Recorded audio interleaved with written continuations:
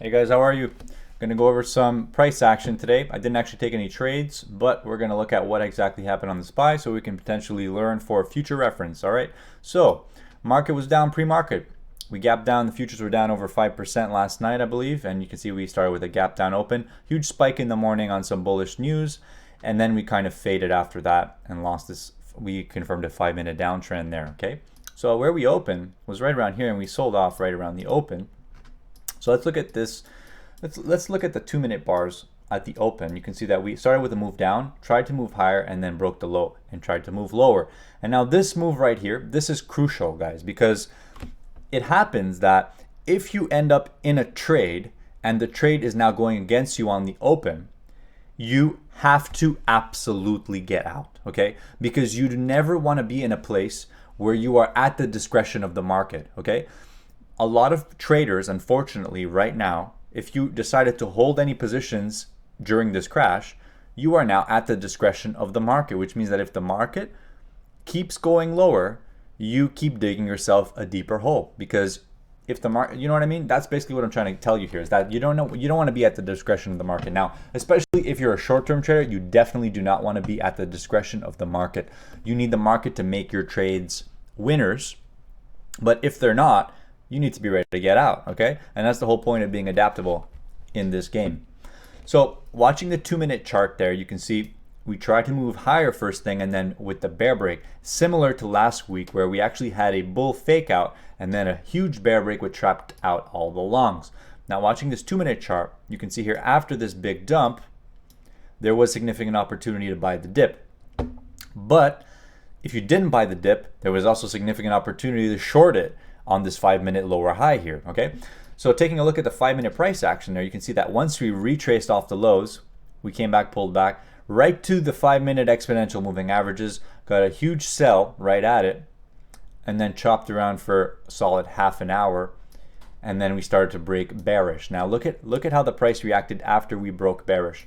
And this is always how it's been the last few trading sessions. I've noticed that when we get the bear break, it originally doesn't get a lot of follow through because traders are not confident that it's going to be a bear break and get a lot of follow through. But when it starts to give this cascading effect of selling, a little bit of selling, a little bit more selling, a little bit more selling, eventually the traders who bought down here are all going to be giving up. And it's going to add to the selling when more and more of them start to realize that the market's going to go down. You see? So as you can see here, look at how low the volume was on these 5-minute bars as we were breaking. We got a little bit of relief there. And this was enough to trick traders into thinking the price was going higher. And then we chopped around more, and then we got a real break on some volume that allowed us to break the low of the day and come down, okay? And then it was just all selling. You see, no remorse for the bulls there. So down, first leg, a little bit of relief, tested the 12 exponential. Second leg down, a little bit of relief, and now we're seeing that. So depending on how you saw this, you could see it as first leg, second leg, third leg, and then into a trend change, okay? So, and I was saying this to a buddy of mine, is that if you're looking to trade counter the trend, you need to wait for at least a break of a trend line or a third leg and then a failure, okay? You never want to be trading against the trend on any strong breaks or when there's a potential for a second leg down, okay? And that's just always how it is.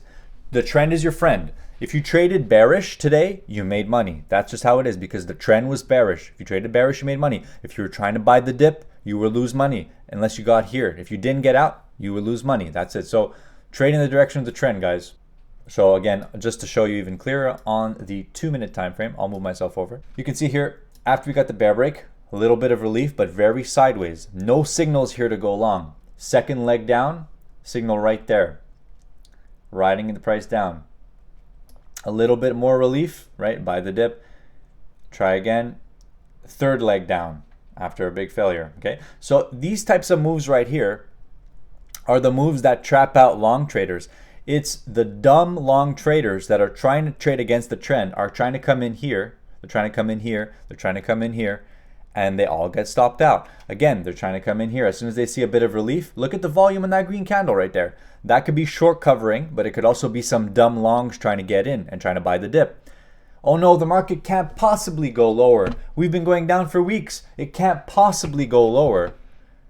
Yeah, it can.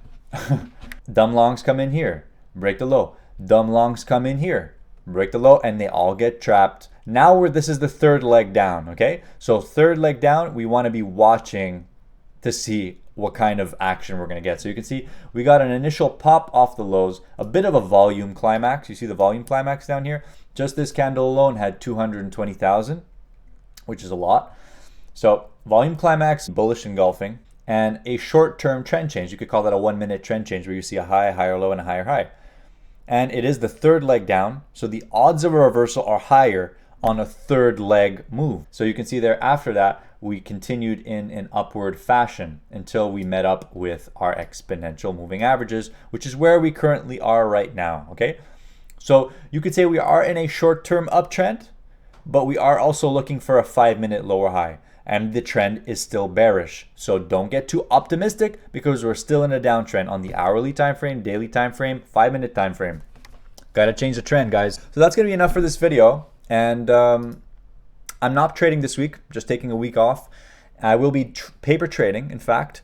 And until next week, of course, we'll get back to live trading. Now, I'm aware that paper trading is nowhere near similar to live trading. The mechanical process is the same, which is why I'm only taking a week off. All right, guys, so I wish you a great day and take care. Bye. Enjoy your week. Don't catch the coronavirus.